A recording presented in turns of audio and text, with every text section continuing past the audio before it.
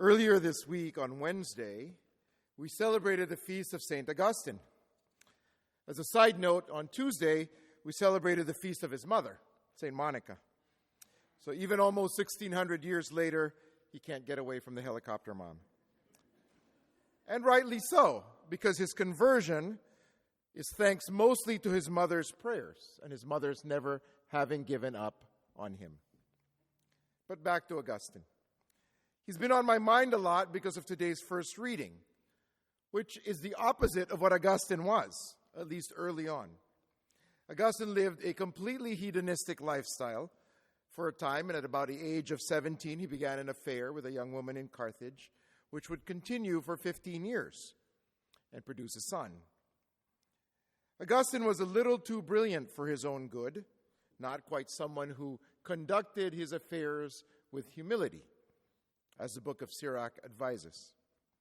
Finally, at the age of 31, having broken off his scandalous affair, he and his son were baptized by St. Ambrose, who was then Bishop of Milan. They returned to North Africa, where his son died soon afterwards, and Augustine sold most of his belongings and gave the money to the poor. He kept the family house, which he converted into a type of monastery for himself and for a group of friends. And he turned his life to God, becoming a priest 4 years later and getting elected Bishop of Hippo in what is present-day Algeria 4 years after that. It was during this conversion that the second part of today's reading reminds me of Augustine yet again. Humble yourself the more, the greater you are, and you will find favor with God. And nothing was more humbling to Augustine than to write the story of his conversion, sordid details and all, in what is probably the greatest classic of early Christian literature, the Confessions. And Augustine describes his coming to God in a way that only he could have. Late have I loved you, O beauty ever ancient, ever new, late have I loved you. You were within me, but I was outside, and it was there that I searched for you. In my unloveliness, I plunged into the lovely things which you created. You were with me, but I was not with you. Created things kept me from you, yet if they had not been in you, they would not have been at all. You called, you shouted, you broke through my deafness. You flashed, you shone, you dispelled my blindness. You breathed your fragrance on me. I drew in breath, and now I pant for you.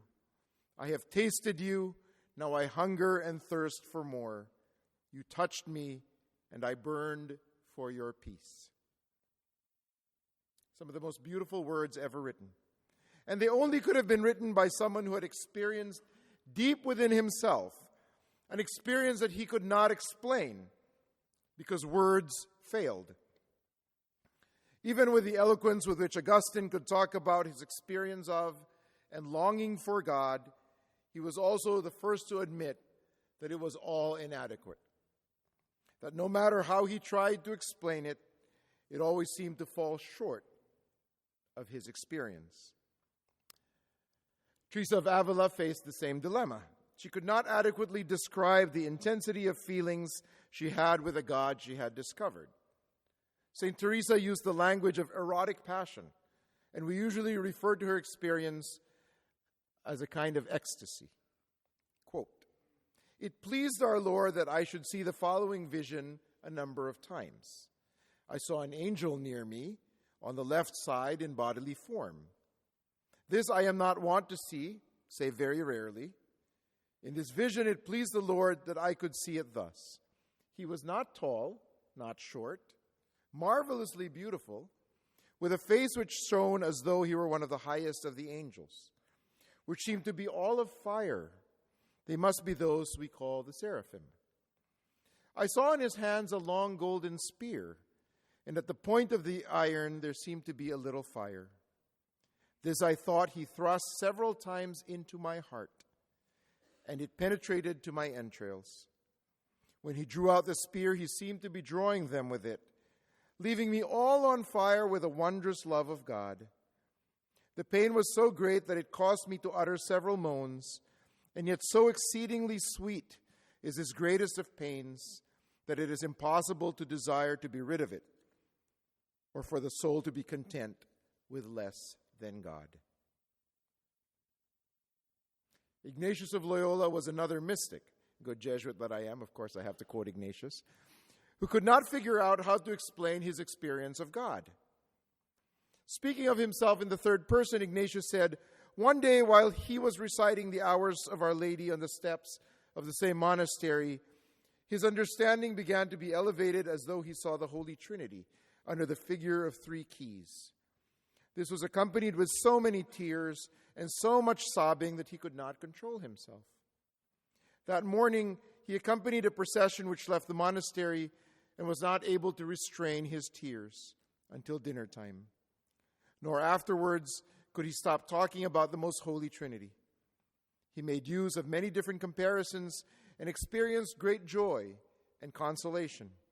The result was that all through his life, this great impression has remained with him to feel great devotion when he prays to the Most Holy Trinity." The point is this. We're in the middle of ordinary time. It's Labor Day. We have a month till school starts. I think it's good to be reminded every once in a while of the marvels of God. A God who can be indescribable. Of experiences that we all have. Little experiences, big experiences, mostly experiences kept to ourselves of why we are here, of why we believe in God.